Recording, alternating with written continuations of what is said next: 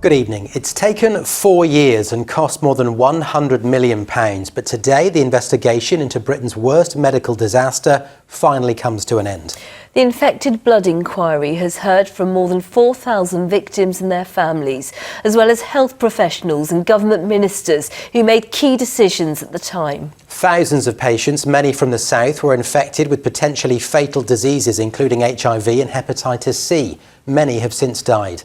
Our reporter Rachel Hepworth has been in London for us and sent this. Well, this is a key moment in what's been a very long and painful process, not just the 4.5-year inquiry, but many decades of campaigning before that from victims who've just been desperate to comprehend how so many people could be given infected blood, mainly during the 1970s and 80s. Many were haemophiliacs, others were infected during operations or childbirth. Throughout the inquiry, we've also heard how for years patients were brushed aside and stigmatised, while Sir Brian today told them that he'd been humbled by the way they'd conducted themselves. I thank you with sincere appreciation for making this a collective endeavour, for the warmth with which you support one another, and for your kind words about the inquiry team and its process. Thank you all, individually and collectively. Thank you and goodbye. For now.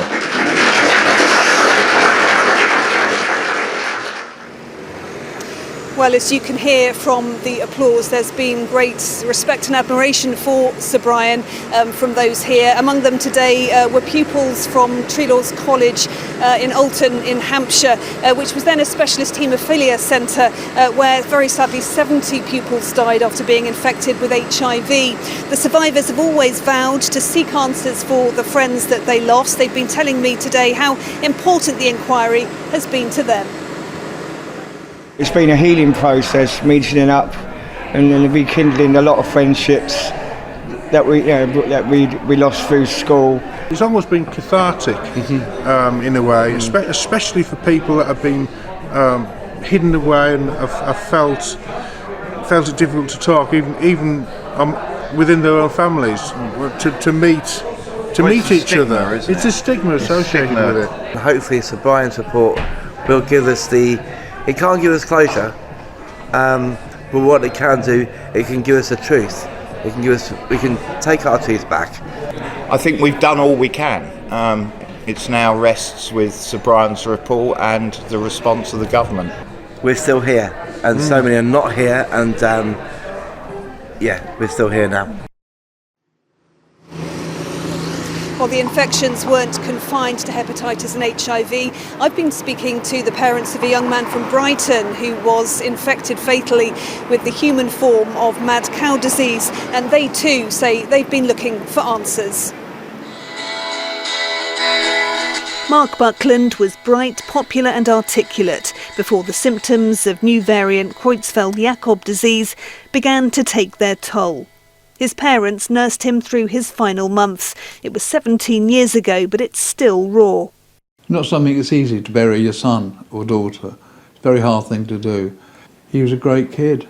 He fulfilled everything we ever wanted in him for a son. He was absolutely marvellous. Mark, a vegetarian, had contracted the human form of mad cow disease through a blood transfusion 9 years earlier when he was 24 from an unwitting donor who also died. There's no cure, just a steady decline. He became a child and an old man. Very distant.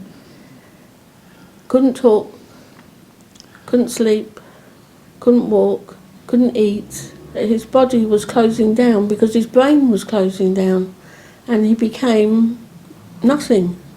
And for us to see that, it's hard. But what compounds the family's grief is that, like many others given tainted blood, Mark wasn't told he was infected, despite doctors knowing years earlier. His parents believe it robbed him of opportunities. He could have gone around the world, couldn't he? He could have done anything he ever wanted. Could have enjoyed those 48 months he had left. But instead of that, he didn't know anything about it until the last few weeks, because they didn't tell him.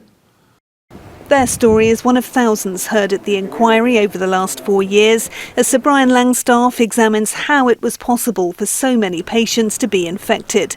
For the vast majority, it was HIV or hepatitis from cheap imported blood.